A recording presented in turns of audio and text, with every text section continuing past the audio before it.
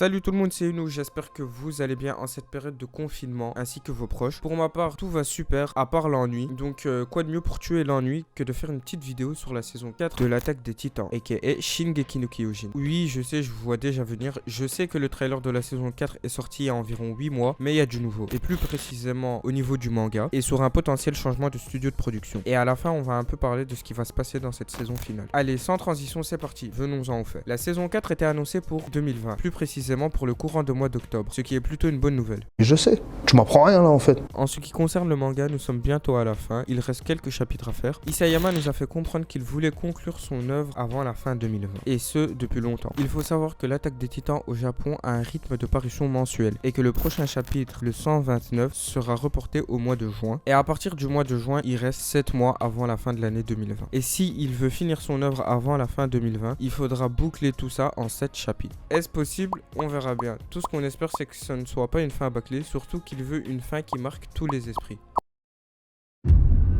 Eren, お願い、帰ってきて。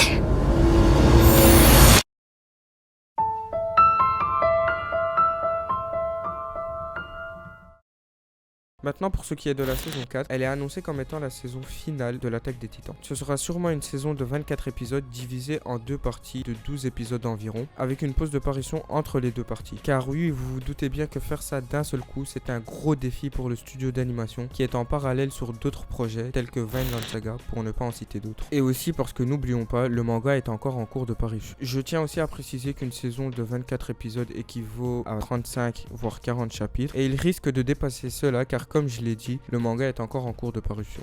Je doute fortement qu'il puisse en 24 épisodes adapter tout le reste du manga sans que ce soit fait à la va-vite, sans que ce soit bâclé, en passant à côté de certaines informations importantes. Assisterons-nous à un changement de studio d'animation? Il y a des rumeurs qui planent, mais rien d'officiel. Bon, maintenant on va un peu parler de ce qui se passera dans cette fameuse saison. Je ne vais pas trop rentrer dans les détails pour éviter les spoils, mais il y aura quand même du spoil. Donc pour ceux qui tiennent à ne pas se faire spoiler, soit vous vous bouchez les oreilles, soit vous allez au code temporel qui s'affiche en bas à gauche. Ce qui va se passer dans la prochaine saison est tout simplement ouf. Il y a tellement de choses que je ne sais pas par où commencer.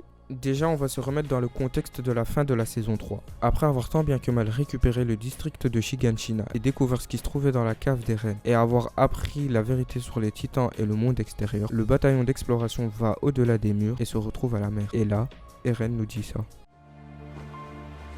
Ah. 向こうにいる敵全部殺せば俺たち自由になれるのか。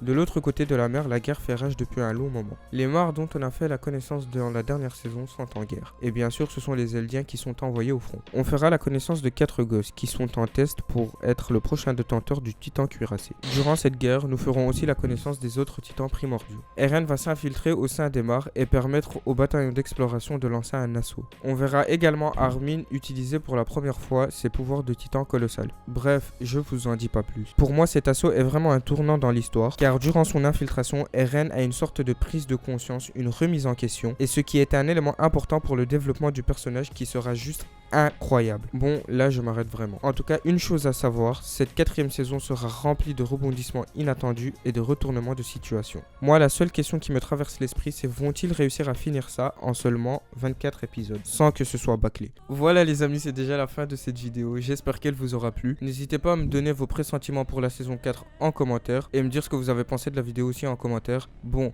allez, prenez soin de vous et à la prochaine. It's the